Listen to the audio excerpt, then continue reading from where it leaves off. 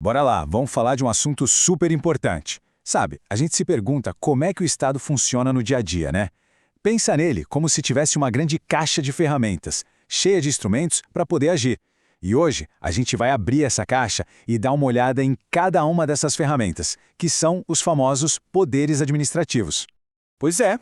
Por quê, né? Porque o Estado pode fazer tudo isso: multar, interditar, liberar uma licença.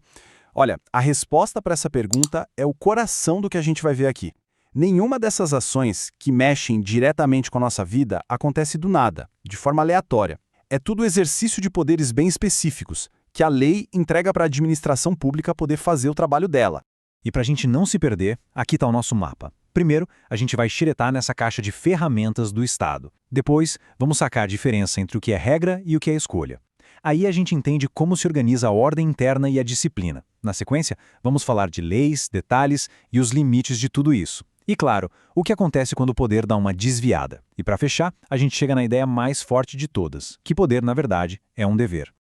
Então, vamos lá. Primeiro ponto, o que é que tem dentro dessa caixa de ferramentas do Estado? Vamos entender esse conceito. Bom, a definição está aí na tela, mas a sacada é a seguinte. Poder administrativo não é um cheque em branco para o benefício de um político ou de um fiscal, sabe? Pelo contrário, são ferramentas, instrumentos mesmo, que a lei dá para o Estado como uma única e exclusiva razão: agir em nome de todo mundo, do interesse coletivo. Olha, essa frase aqui, ela mata a pau. Resume tudo. Não é um privilégio, um luxo. É uma necessidade para que o trabalho seja feito. Pensa só num médico. Ele precisa de um bisturi para fazer uma cirurgia. O bisturi não é um privilégio dele. É a ferramenta de trabalho, certo? A lógica aqui é exatamente a mesma. Beleza, agora vamos entrar num ponto-chave.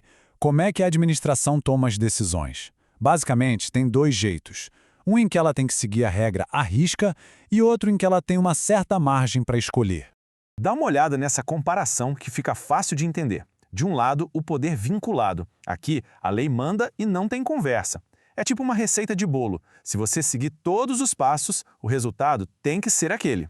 No exemplo, se a pessoa entregou todos os documentos certinhos para uma licença, o agente público tem que emitir, não tem escolha.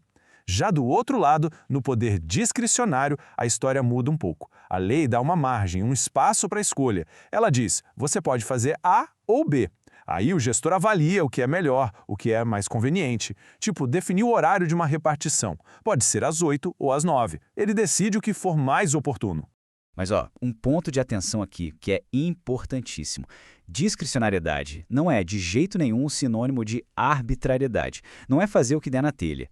Mesmo com essa margem de escolha, a decisão precisa sempre respeitar a lei e os princípios básicos da administração, como razoabilidade e, claro, o interesse público. Certo. Agora vamos mudar um pouco o foco e olhar para dentro. Vamos ver as ferramentas que o Estado usa para organizar a própria casa.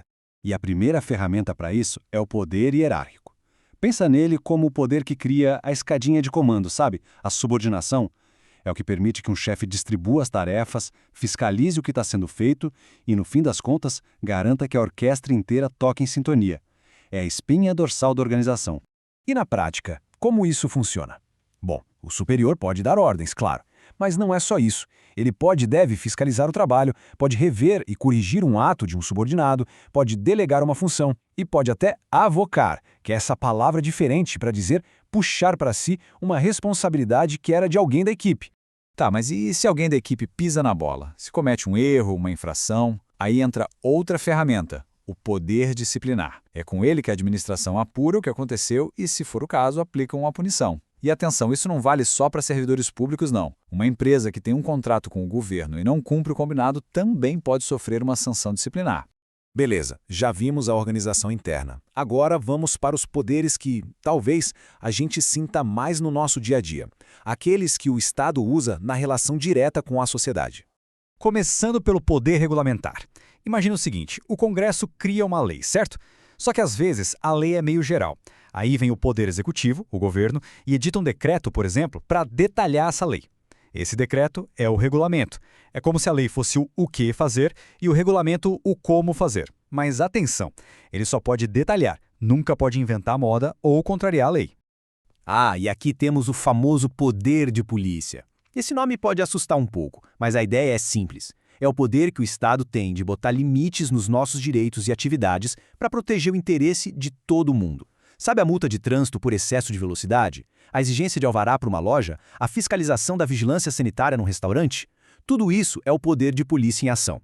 E esse poder de polícia geralmente funciona em 4 fases, como um ciclo. Primeiro, vem a ordem, que é a lei criando a regra.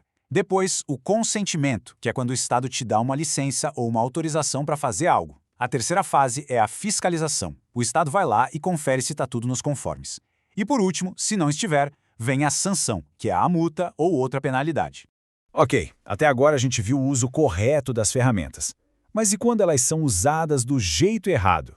Aí a gente entra num terreno perigoso, o do abuso de poder.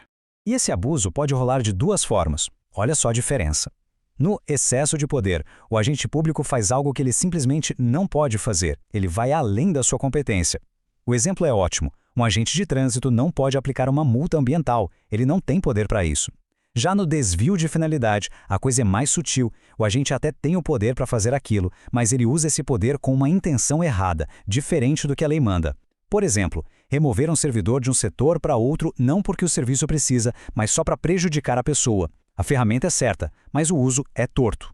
E agora a gente chega no nosso último ponto, que amarra tudo isso e é, talvez, a ideia mais importante de todas. Isso aqui muda o jogo. A gente tem que entender que esses poderes não são uma opção que o agente público tem. Eles são uma obrigação. É o que a gente chama de poder-dever. Se um fiscal encontra uma situação de risco, ele não pode agir. Ele deve agir. Ficar parado, se omitir, também é errado. O poder, nesse contexto, é um dever. E para fechar a conta e ninguém esquecer, um resumão do nosso toolbox. Vamos lá. Vinculado, a lei manda fazer. Discricionário, a lei deixa escolher. Hierárquico, para organizar a casa por dentro. Disciplinar, para punir quem erra. Regulamentar, para detalhar a lei. E o poder de polícia, para limitar o particular pensando no coletivo. Pronto, essa é a nossa caixa de ferramentas. E essa frase finaliza o nosso papo com chave de ouro. No fim do dia, é isso. A administração pública não pode agir com base na vontade do servidor. Ela age porque a lei dá a ela essas ferramentas e diz como usá-las. A vontade pessoal do agente simplesmente não tem espaço aqui.